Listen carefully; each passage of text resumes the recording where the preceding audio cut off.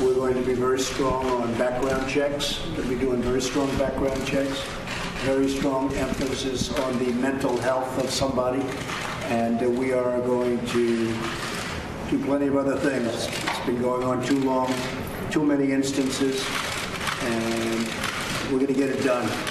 This solution is not going to be a singular thing. It's going to be multifaceted, and it's going to be created by a collection of different people working together. And people are dying, and we have to stop this. We have to stop. If he's not old enough to buy a drink, to go and buy a beer, he should not be able to buy a gun at 18 years old. Fix it. Should have been one school shooting, and we should have fixed it. And I'm pissed, because my daughter I'm not going to see again. President holding a very emotional listening session at the White House earlier today on the issue of school safety, mass shootings. Joining us now with reaction, Fox News contributor Tomi Lahren is with us, Turning Point USA founder Charlie Kirk, and RNC spokesperson Kayleigh McEnany are with us.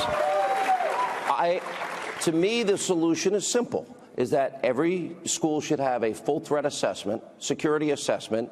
Retired armed military, retired armed police need to be in the schools to be a front line of defense, and many said that tonight.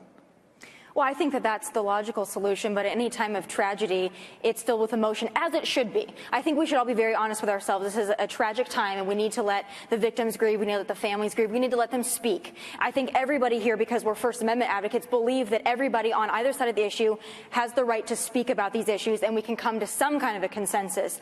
But I do think that we also need to tackle the cultural problems at play. It's not just a gun problem, and we should be able to have that conversation. It's got to be full, but if we decided, Charlie, that we wanted every single school in America safe, we could do that. We're capable of doing big things. You bring a great point about the threat assessment. It's amazing how many of these schools have not been properly analyzed, and they don't even know what to do in the case of a horrific shooting. But in moments like these, this will really define the nation's character and what our founding principles are.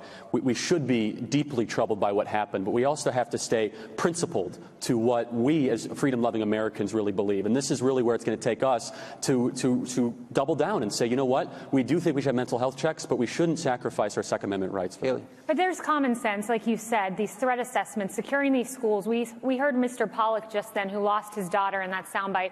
He said, when 9/11 happened, guess what? We secured our airports. It should have only taken one of these, not several. And I just want to point out Daryl Scott. I sit on the board of Rachel's Challenge. Yeah. He lost his daughter, Rachel, in the Columbine massacre. He's been working on solutions for 20 years. And when Tomi talks about a cultural change, she's spot on there, because we've lost this sense of connection with one another, respect for your fellow student, your classmate is your friend. That needs to be implemented more than anything. Have you ever gone to dinner? I mean, you're right. We sit there, everyone around the whole table is this. It's right. crazy. Exactly. Right? It's an awareness issue beyond that as well, whether we're talking about terrorism, we're talking about school shootings, safety in general. It's an awareness issue. Like you mentioned, people are buried in their phones. They're not paying attention. They're taking pictures. They're on Instagram. They're not seeing what's around them. And that leads to, less safety in our schools, in our airports, in our malls, on the streets. It's so easy. If we wanted to do it, we'd do it. That's right. And you could take the guns away, which I don't think is a good idea, and it's a near impossibility. But you can't take the evil away, which is what the culture issue is all about. Well said. And be very careful in moments like these to give away your freedoms, because when you do, you're never going to get them back. Last word, Kayleigh. You mentioned evil. We've taken God out of our schools, and you take God out of this society, and you will see more and more of this happen on a daily basis. All right, exactly right.